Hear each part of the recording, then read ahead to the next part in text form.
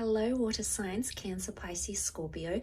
Thanks so much for tuning into my channel. Welcome.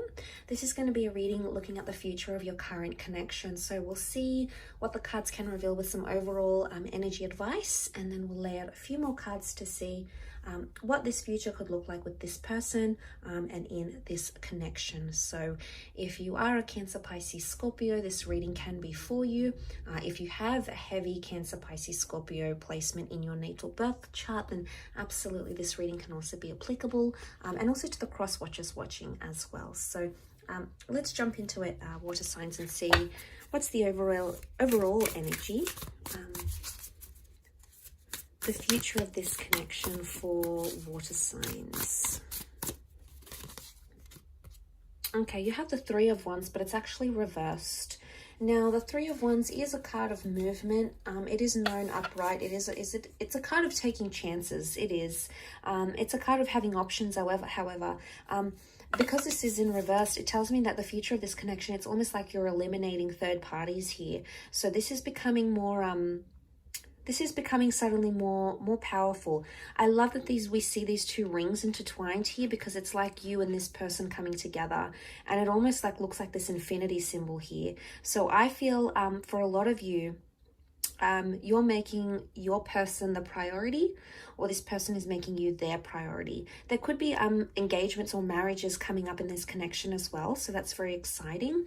But I feel like with the Three of Wands, you're planning more, or you're looking more to the immediate or near future rather than the distant future, and that's okay. There may be a message here that you need to focus more on the nearer future rather than thinking too far ahead. I mean, it's all well and good if you want to get carried away with those plans and thoughts and fantasies, but I think a message here exists for you that, you need to focus more on the immediate future with this person. But I feel like you're very linked to this person and you're very intertwined. And I feel like this is something about priorities. You're either working through your priorities with this person, or you're going to have new priorities together. So there's a shift in priority, I feel, possibly with a fire sign. Let's see what's coming up more in the cards. What's the future of this connection?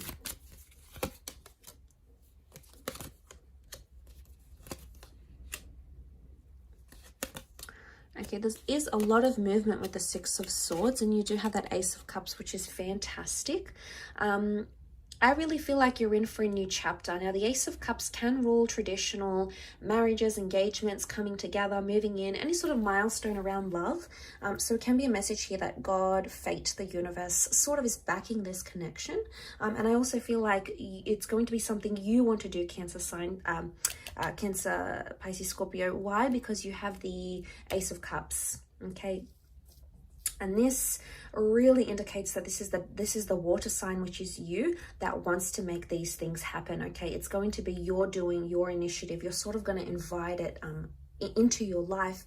But I feel like a lot of you might be eliminating other options. And suddenly this connection is like, wow, it's really being cemented cemented for you. The Queen of Cups, okay, there's a lot of love, someone falling very deeply for you, you falling for them. It could also be a mutual love that's taking place. The future of this connection, there's real love with pure feelings and pure intentions.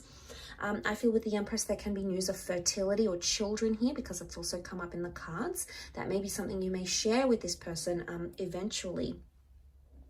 But the Six of Swords, okay, we see the boat. The boat is protection. So I'm getting a sense that you're going to be more protective over each other. Okay, the future of this connection, you're much more protective, and you're sort of like this close-knit family unit. So I feel that's very favorable for you, water signs, because you can be quite, you can require a certain level of emotion, and you're such a giver. You give so much love and so much affection, and this is what your person really loves about you. But I feel like there's more protection coming in. But I also feel like you're going to be moving a lot. So I'm getting the sense that some sacrifices will be made towards this connection.